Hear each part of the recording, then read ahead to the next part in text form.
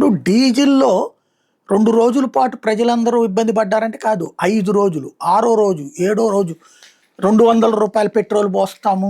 లేకపోతే ఇంత డీజిల్ మాత్రమే పోస్తామనే స్టేజ్ ఎందుకొచ్చింది? అంటే కమర్షియల్ డీజిల్ కాన్సెప్ట్.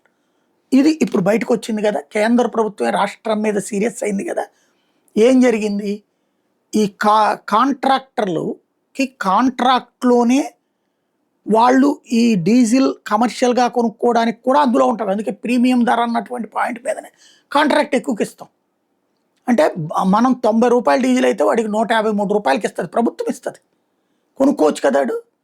అలా గాకుండా వాడికి రూ. 153 కాంట్రాక్ట్ డబ్బులు ఇచ్చేస్తూ, రెండో పక్కన వాడు మామూలు డీజిల్ పెట్రోల్ బంకుల్లో పోయించుకోవచ్చు అని చెప్పి రాష్ట్ర ప్రభుత్వం ఇవ్వడం వల్ల కదా ఇప్పుడు లక్షల లీటర్లు వాళ్ళు తీసుకుంటే డీజిల్ ఇక్కడ కొరత ఏర్పడినటువంటి పరిస్థితి. కేంద్రం అదే చెప్పి అసలు అట్టెట్టిస్తారు అని అడగబట్టినే కదా ఇప్పుడు ఆగింది. ఇప్పుడు వాళ్ళేమో మాకు ఆయిల్ కావాలంటారు, ఇటు వీళ్ళేమో ఎక్కువకి ఇస్తామంటారు.